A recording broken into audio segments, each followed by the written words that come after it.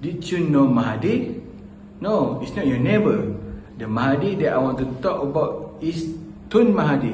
He's a politician guy. Hello, my name is DANISH AIMAN by HAMIDI. Today I want to talk about the journey of Tun Mahdi. Do you want to know more? Let's go.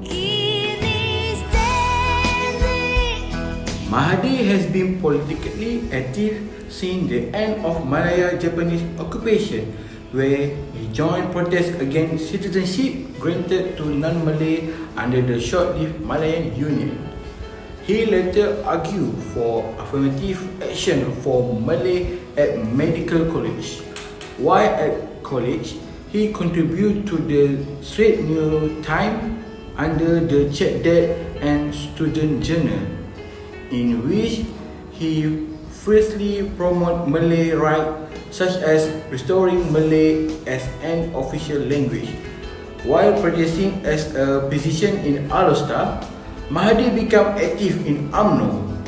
By the time of the first general election for the independent state of Malaya in 1959, he was the chairman of the party in Kedah. Mahdi was sworn as Prime Minister on 16 July 1981 at the age of 56.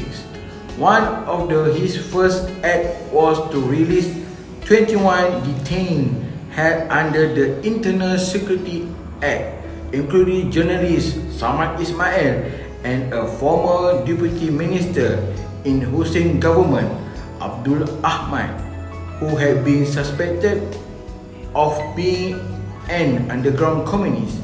He appointed his close ally Musa Hitam as deputy prime minister. Mahdi exercised caution in his first 2 years in power, consolidating UMNO leadership, and with victory in the 1982 general election, the government in 1983. Mahdi commenced the first of a number of battles he would have with Malaysia royalty during his premiership.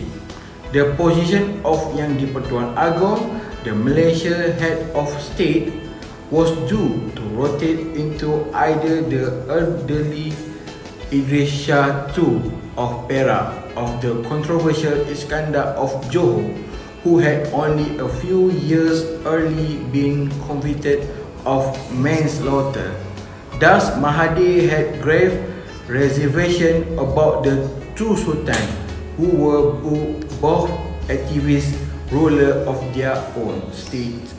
After retiring in 2003, Mahdi became a strident critic of his and-picked successor Abdullah Ahmad Badawi and later Najib Razak. In 2016, Mahdi quit UMNO over the 1MDB corruption scandal. As a part of the Malaysia United Indigenous Party Bersatu, he went on to lead the Pakatan Harapan opposition to victory in the 2018 general election. Mahdi became the first Malaysian Prime Minister not to represent the Barisan Nasional (BN) coalition or its predecessor, the Alliance Party, and the first to serve non-consecutive term. In his second tenure, Mahdi prioritized reopening investigation into the 1MDB scandal, combating corruption and restoring the rule of law, and cutting spending on large infrastructure projects such as those under the Belt and Road Initiative. Prior to the election, Mahdi promised to seek a pardon for Anwar Ibrahim and hand over the premiership to him after an unspecified interim period. In 2020, Mahdi's refusal to commit to handing over the office of Prime Minister to Anwar contributed to a political crisis that led to Mahdi's resignation as Prime Minister and the collapse of the Pakatan Harapan government. At the time of his resignation, He was the world's oldest serving state leader at the age of 94.